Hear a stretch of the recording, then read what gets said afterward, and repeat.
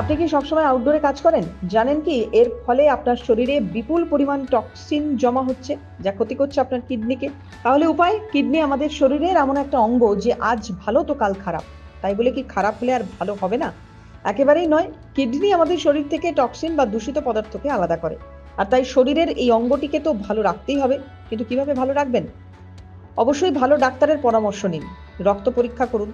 Urea, creatinine, sodium ও পটাশিয়ামের পরিমাণ দেখুন। প্রয়োজন হলে কিডনির গঠন ঠিক রয়েছে কিনা আল্ট্রাসোনোগ্রাফি করে দেখুন। নিয়মিত ইউরিন টেস্ট করুন। রোজ পরিমাণ মতো জল পান করুন। নিয়মিত জল পান না করলে কিডনিতে স্টোন হতে পারে।